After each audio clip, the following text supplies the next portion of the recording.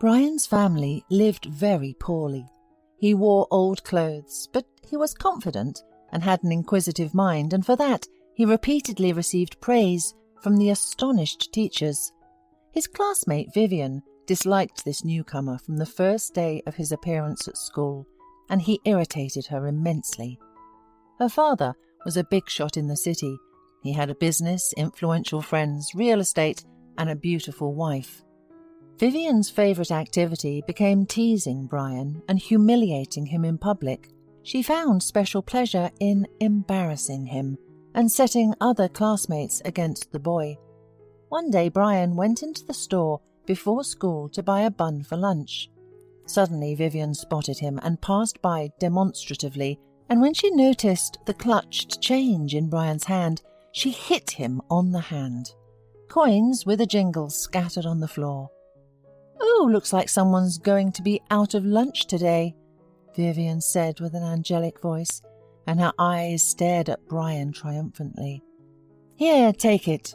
She tossed $10 in the face of her hated classmate. "You'd sell your own mother for that kind of money, so take it while I'm kind." The crowd of schoolchildren laughed amicably, shouting derogatory remarks at the unfortunate boy. Brian had a hard time at his new school, and most of all, he was fed up with Vivian's attitude. He could not solve the question with her by force, like with the other boys, and thought that he was an easy victim, since he did not argue with Vivian. Brian didn't let the boys make fun of him. Several fights from which he emerged victorious had taught the bullies that it was better to stay away from the newcomer, or they would have to leave in disgrace. The boy and his sister and mother moved to the city from the village.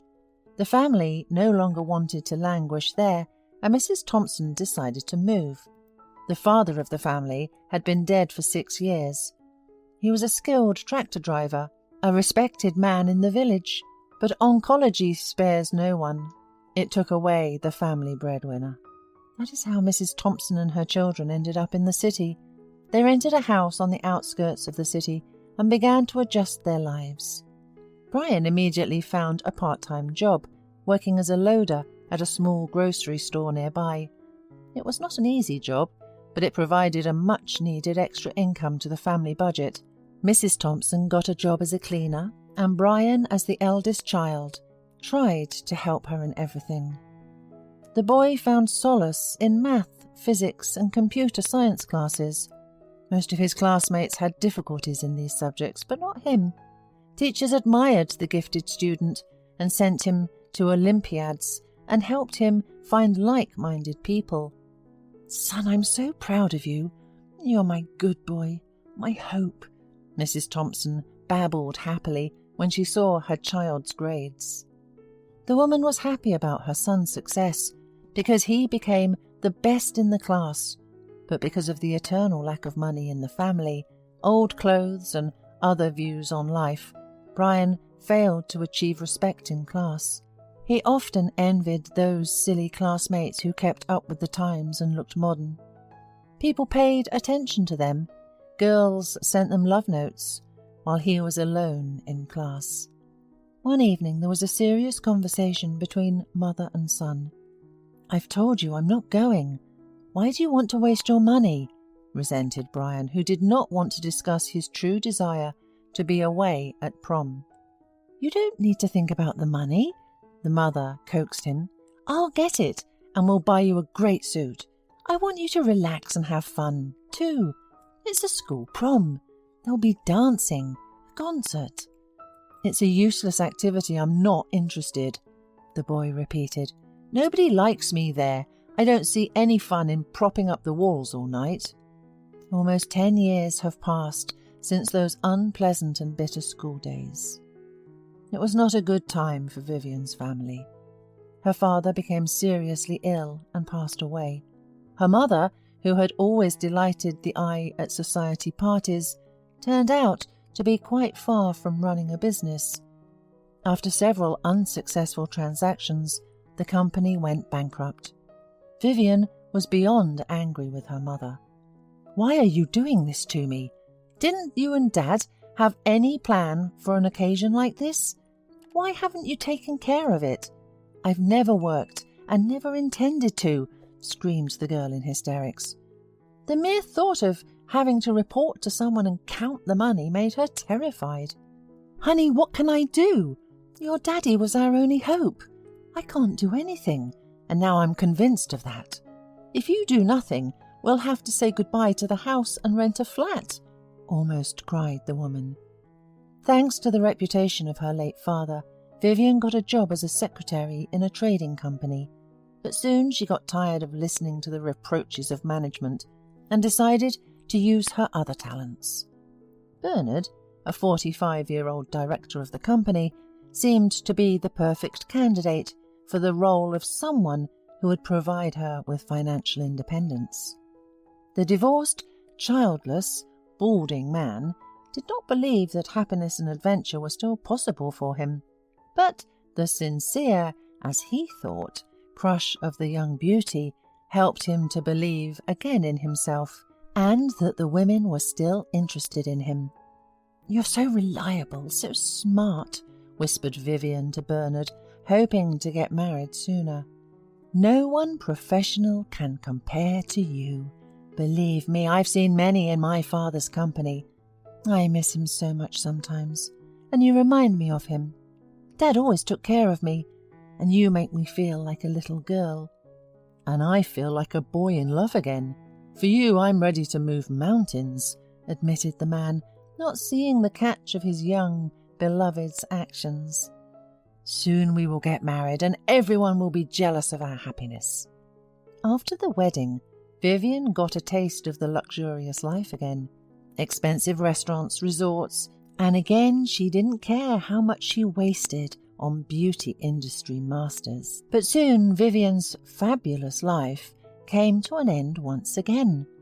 One day Bernard came home completely drunk, and when Vivian asked what was wrong, he pushed some folders, a picture frame, and a glass of whiskey off the table in a burst of anger.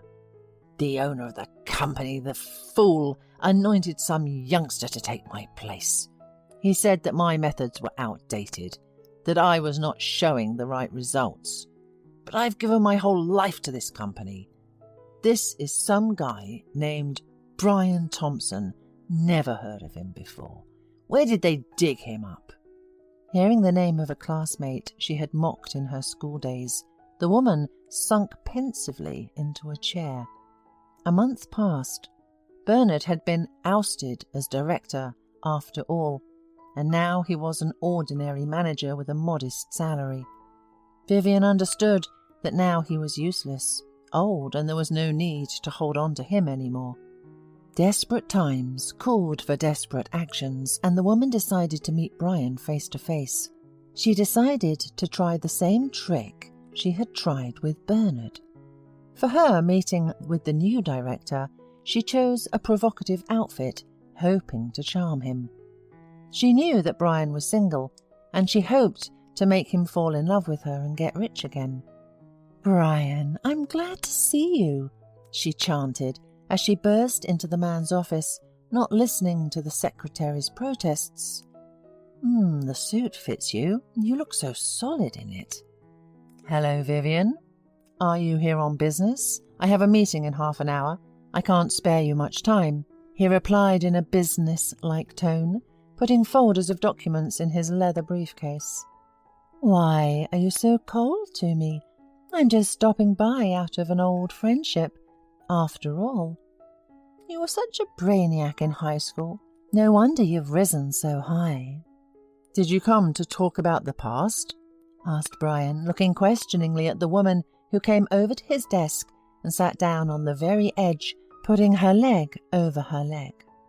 "Give me just 5 minutes. I really need your help," she said capriciously, patting her eyes with lush lashes.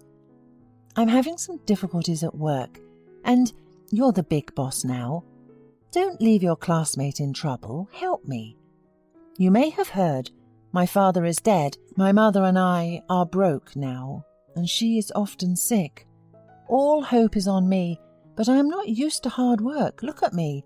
Vivian took Brian's hand. "I'm capable of doing anything for work." Why don't you help me?" "I will, of course, but currently all the jobs are filled. The company only needs a janitor. Will you come?" The man replied with a nice smile, and seeing how the affectionate expression on Vivian's face was replaced by anger and sass, she slid off the table, realizing that her efforts had no effect. Her eyes filled with angry tears. Everything she aspired to had collapsed. She could do nothing on her own. She was used to using others, relying on their hard work. She had spent all her energy and youth on an idle life, not caring that in the future her carelessness might crumble, and she would be left alone with reality.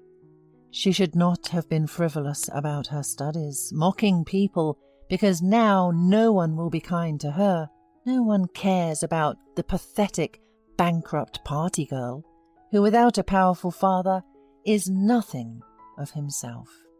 Vivian hurried to leave the office of a man, but he called her when she already grabbed the door handle. "Wait, I have something for you." The woman turned around with hope in her eyes. Brian took his wallet out of his jacket pocket and pulled out a $10 bill on the table. Vivian turned pale. "What a rotten man you are," shouted Vivian. "I'm just paying you back," shrugged Brian. From then on, Brian never thought of Vivian again. He successfully coped with the duties of the director and earned the respect of his subordinates. During one of his holidays in the mountains, Brian met Holly. The girl could not figure out how to set up her tent, and he helped her. Their common interests and values quickly brought them closer together, and in 8 months Mrs. Thompson was already preparing for her son's wedding. 10 years later, Brian, a successful businessman, happy family man, and father of 3 children, received an invitation to a reunion of classmates. There, he met Vivian again. Life had shattered the woman strongly. She had not found the strength to overcome her problems. She drowned out her sorrows with alcohol and lived on the salary of a station cleaner.